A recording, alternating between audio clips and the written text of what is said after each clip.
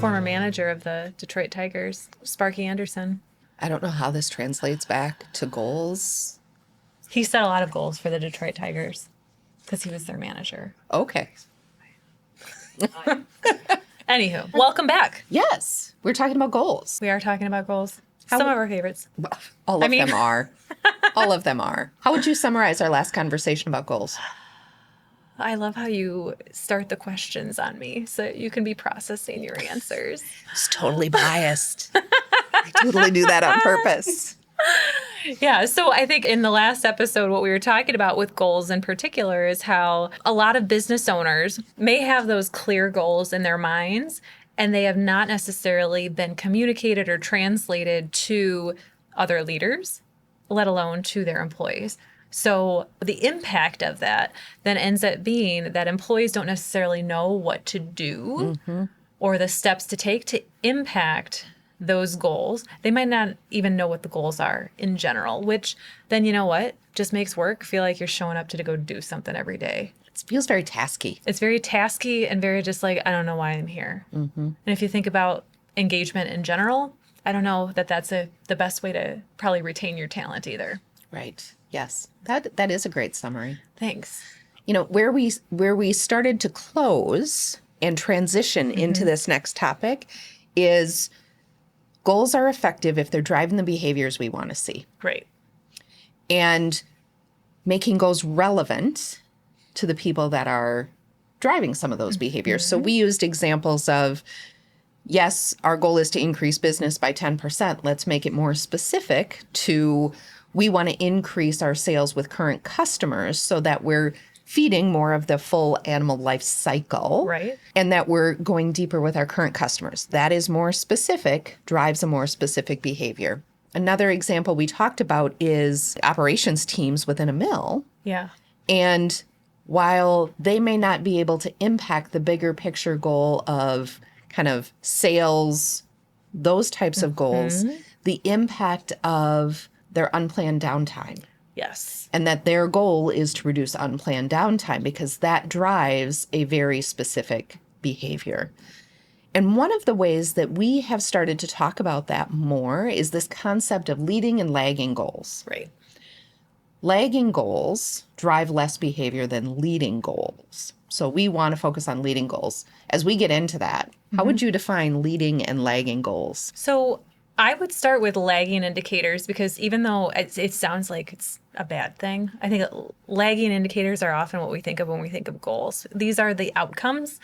These are the results of when we know that we will have been successful. So it's that we'll have seen, $1.2 million in local earnings returned to shareholders or returned to members. It's the, 10% increase in our margin or whatever that end goal might be for the year, revenue, whether it's net income. Those are the kind of the measurements, the types of things that we'll know at the end.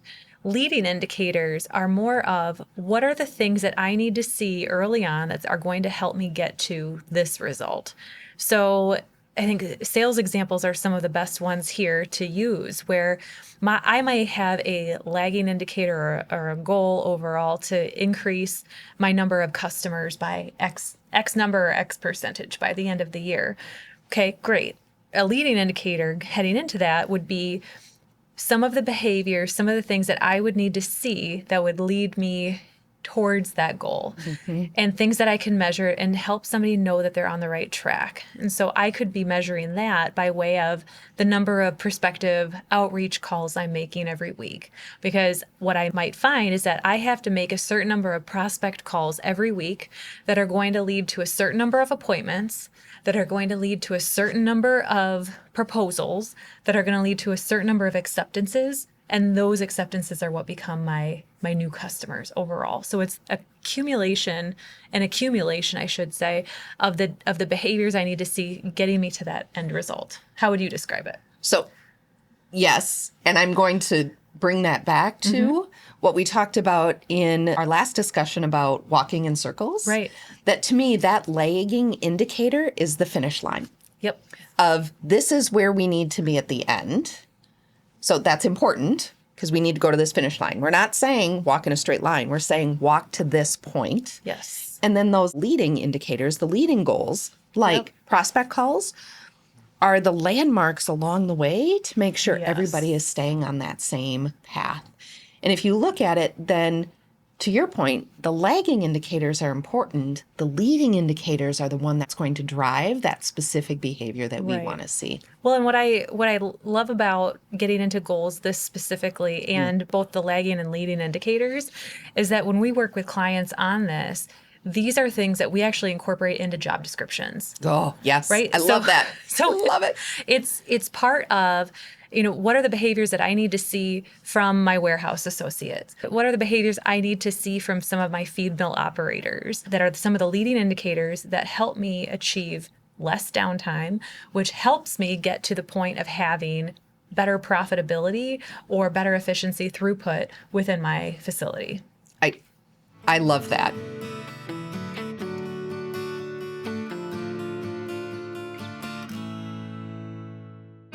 Did you know that contrary to what we might think, 96% of employees want feedback, whether it's constructive or recognition? Yet another survey found that only 5% of managers provide critical feedback to employees, even though it's important for their development. What's behind this? Nearly half of managers, 44%, find giving feedback stressful. Nearly a quarter, 21%, avoid giving it altogether. They feel it's uncomfortable, they don't want to demotivate employees, and just aren't sure how to do it. And the repercussions of not giving feedback end up impacting you and your business through lower productivity and profitability, decreased employee engagement, and increased employee turnover. I'm Erin Meese with PeopleSpark Consulting. For the last several years, we've built our business around supporting ag supervisors and managers develop their coaching and feedback skills. Why? Because leaders coaching their teams create more engaged teams. And these more engaged teams create the workplaces that bring more employees into the ag industry. Our leadership transformation program was designed to be straightforward and practical, providing content in digestible chunks, supporting participants through personalized feedback, and providing participants an environment to learn with other ag leaders across the industry. You might only have a couple of managers or supervisors, or you might have an entire team of them. PeopleSpark works with you to find the best solution, whether it's joining an open cohort with other ag leaders or having a customized experience that works across your locations. In order to provide the most customized experience for each of our participants, these cohorts have very limited number of seats available each month. If you're interested in more information around what might work best for you and your team, just click on the link in the show notes below or directly go to developagleaders.com. I was just having a conversation with somebody the other day about job descriptions, because usually job descriptions are here's the list of tasks that a person needs to do to be successful in this role. And job descriptions are my number 2 sexiest parts of HR. You can't see It is the Erin's second sexiest part of HR. You can't see Erin's face right now. This is total sarcasm. The number 1 sexiest part of HR are employee handbooks. Yeah. So when we think about job descriptions, people see it as I'm just going to write down everything that this job does. Yep. And oh, by the way, we're going to get to that specific detail of all other duties as assigned, and we need to have this specific thing because people aren't doing it, right? Where when we look at job descriptions, we look at them in terms of what is that goal? Yes. What is that measurement? And then what are the responsibilities they need to complete to get to that measurement? And what you find is at the end, they're probably 80 to 90% the same. It's a different motivating energy when you see the bigger picture of what it was tied to. We were working with somebody, vice president over retail, who was talking about convenience stores. And we were talking about where can you have the biggest impact, right? What is your lagging indicator? Make more money. The leading indicator was closer to more foot traffic in the stores. Yep. So we talked about measuring that by the number of tickets, the number of sales that you have through the day. And when that is the mark that people are headed to, the behaviors they become much more clear, because then you start, as an employee, you start walking in going, okay, if I were somebody driving by, what would encourage me to come in the store, or what would stop me from coming in the store? This trash on the floor? That doesn't look good. Somebody isn't going to want to come in. I joked with this person about the cleanliness of the bathroom. Let's be real. At a convenience store, the cleanliness of the bathroom is going to drive the foot traffic. So it's not about their cleaning the bathroom. It is understanding why it's so important that they do that. So it creates a different energy, a different perspective. It's not do this task. It's let's look at the bigger picture about why this task is important. And then we start to see things differently, and it drives a different level of behavior. Well, and with leading and lagging indicators too, if we've defined what our lagging indicator is, whether that's profitability, whether that's throughput, anything, we may find, and I think it's okay for leaders to know and understand this, we may find that the leading indicator we thought was going to drive the behavior might not be the right one. And sometimes we feel like we have to be perfect right out of the gate.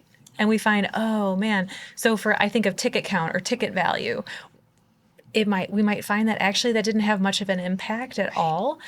We need to look at something else and make adjustments. You can adjust, you can switch. And sometimes that level of specificity, I used your favorite word again, really can have an impact.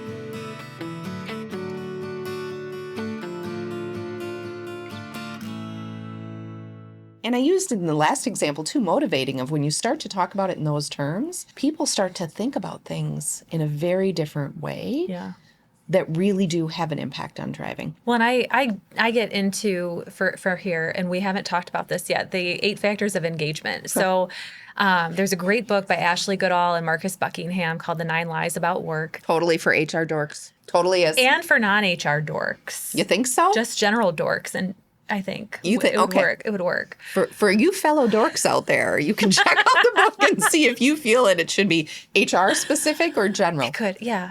Okay, go ahead. Sorry. So there was a study that's referenced in this book that looks at what is the secret sauce behind highly engaged teams. And it looks at this study of several thousand teams. And what was it that made those teams particularly highly engaged, high performing? And it boiled it down to these 8 factors that showed up that were disproportionately present in the highly engaged, high performing work teams. And one of the very first ones is that I clearly know what is expected of me, and I will be recognized for excellent work. But I clearly know what's expected of me. We assume people know. We assume that they know the task list. We don't necessarily assume, we often don't give it much thought that they know why it's important. And that's the difference for me is, you might have given somebody their job description or just walked them through what they need to do during their onboarding or during their training. But if we've missed the connection to why it's important, we're missing a huge part of what it takes to engage that person at work. You just brought me back to one of my college jobs. I worked, I have not, every once in a while, Erin and I share a story that the other has not heard. Have you heard about my story about working at the office supply company? I don't know. See, did you even know I worked at an office supply don't think company? I did. See, today is a day, learning something new. So I worked at this office supply company, and it was totally dating myself here. It was back when you had the dot matrix printers with the holes on the side of the paper. I don't even know what they're called anymore. And they're very satisfying though to take. Yeah, yes, I got to do that a lot. And it was like a 4-ply thing. And every order, different portions of that, the 4 things needed to go in different places. And they only taught me the task. And I could never get it right because I was only to put this here and put this here and put this here. I couldn't get that task down. I couldn't get it right until somebody stepped back and said, oh, this is why this is important. And I went, oh, and from there on, I could get it right. But we focus so much on this is the task you need to do your job that without that why, I couldn't get it. It was so painful for me because I was so frustrated that I couldn't get it. And it took one person defining the why Well, and I love, so no, I had not heard that story before. It's a so new one. That's cool. This is where I see we have such an opportunity within the ag industry that when we have so few people who have grown up in ag, ourselves included, right? Yeah, We were not folks We are that- now. I mean, we've been in it more than half our careers now. But as we have and want to welcome in more people that don't necessarily have ag backgrounds, connecting to that why we do what we do, the impact that it makes is even more important for us to do. So otherwise, we're just handing over a task list, which is no different than any other job in that particular area. When we're able to talk instead around what the impact is on that community, or around what that particular community or what that particular rancher or producer has and what it is that they're doing and why it's important, now we're starting to hit several elements of those 8 factors. And I know we didn't go into detail on all of those. We'll do Don't those worry, we will. We'll do those in a future episode. But that I clearly know what's expected of me is more than the task list. Yes.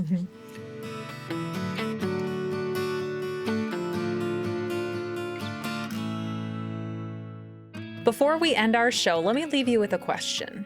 What would it feel like to leave the office every day, not just knowing that your managers and supervisors had everything under control, but that you were confident that the direction they were giving your team members was creating and reinforcing the kind of great culture in your business that the entire community talked about? The kind of culture where customers went out of their way to work with you instead of the competition because they were cared for, consistent, and kind. If that sounds like the ag business you've always wanted, stick with me for just another minute. Too many ag business owners and general managers, yes, even the big ones, find themselves stuck. They're juggling customer questions that their leaders should be able to handle and somehow ending up as the bottleneck of decision making in their own business. It feels like they can never get out of the day-to-day long enough to develop their talent, their business, and their own future. Sound familiar? You've worked hard to get where you are, but staying stuck here isn't sustainable. Not only that, it's costing you time, energy, and future growth. The good news, you don't have to figure this out all alone. That's why we offer you the opportunity to schedule a free culture development session. This no obligation, no pressure call is your chance to explore whether our programs are the right fit for you. Our programs have helped ag businesses across the U.S. like you to build great work teams and cultures, retain great employees, and develop plans for your business's success, all while freeing up more time for you. When you schedule your free culture development session, here's what you'll get. A personalized conversation with an expert advisor who's seen firsthand what it takes to break through barriers and achieve the culture and outcomes you're seeking. The opportunity to see how our programs can help you define your business and people strategies, and actionable insights tailored to your goals so you can start moving towards the business you've always envisioned. If you're ready to stop spinning your wheels and start building the ag business you deserve, here's what to do next. Visit this link in the show notes and book your free culture development session today. Don't wait, the next big breakthrough might be just one conversation away. Thanks for listening to today's episode. Okay, we started to talk about job profiles there and really how you structure your business. I don't want to go there right now because it's a big topic. So what would your spark be for this episode? What I would think about from this episode is, as you have already identified your goals, now I would challenge you to say, okay, is this a lagging indicator or is this a leading indicator? More often than not, I'm going to make the assumption that this is going to be a lagging indicator. And if it is a lagging indicator, it's a result, it's an outcome, something measurable there. What are some of the behaviors that I would need to see that would lead me to believe that somebody is on their way to get to that lagging indicator? So if I have a, higher ticket count as a goal, I'm just pulling that one from today. If that might be the case, what are 1 to 2, maybe 3 leading indicators that would tell me that somebody is on their way to get there? And just start that for maybe one of your jobs. Don't try to take on the entirety of your organization. If the bulk of your business is in retail, start at the retail level. What are the 2 or 3 leading indicators that would help you know that a retail associate is on their way? If you're in a feed mill, if I have decreased downtime as my lagging indicator, what are the top 2 to 3 things that I would need to see from some of my operators that are going to help me to get there? What would you add? I just think about how this applies to so many other things like safety. Mm-hmm. We spend a lot of time talking about safety. We were working with a client at one point, the focus on safety. Well, the biggest thing that they could do is increase the amount of safety reports. So Right. people reporting Report when they're, hazards. reporting hazards. And every business has their own term for that. That is the leading indicator that will ultimately impact the bigger picture of we want to reduce the amount of injuries or Right. unsafe work conditions that we have. That's the behavior we want to see. That's the leading indicator to get us to the end. So I love that you used, so far we've talked about retail, we've talked about operations, we've talked about safety, we've talked about sales. Right. Which haven't we talked about? Which areas or functions do we typically see in organizations where we haven't given examples of leading and lagging indicators? Well, I think you would probably see it certainly on the delivery side of things too. Yep. Right? So it could be either number of deliveries, it could be the volume of the deliveries overall. What are the leading indicators that I would need to see? So I think of a client, they had both in-house drivers and then they had contract drivers. The contract drivers were able to make more stops per day than their in-house drivers were. We're like, what's going on with that? Right, because that's not what I expected you to say. Yeah. So that led them to, I need to be setting some clearer expectations for my in-house team because, right, I'm spending a premium for my contract drivers. What do I need to do then to reduce some of the downtime in between deliveries for my in-house drivers, right? Because the in-house drivers, they're the face of my business when they're showing up on a producer's area. So they needed to get really clear around some of the specifics that they needed to see there so that they could actually reduce some of the contract drivers. Well, and that's a fascinating reflection, too, about how you identify that, of who are the people that are doing it well. Right. What are the goals that they're hitting? What behaviors are they doing to really identify that? Yeah. See, we could continue this conversation so long. Love it. So we will continue with this conversation as we get further into now, what does that mean for the structure of your Absolutely. organization? We'll because it's Erin's second favorite topic, second sexiest topic, we will get into more around job descriptions, decision making. Until that point. So if you like some of these sexy topics about HR, we do encourage you to like and subscribe to our podcast wherever you get your podcast material. Usually you don't hear sexy and HR in the I same know. sentence. That's why it makes it memorable. It does make it memorable.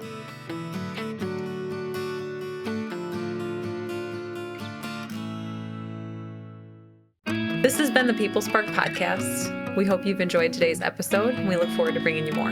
The best way you can support us is by liking and subscribing this podcast wherever you subscribe to your podcasts. Thank you so much for hanging with us today. We are looking forward to continuing the conversations with all of you.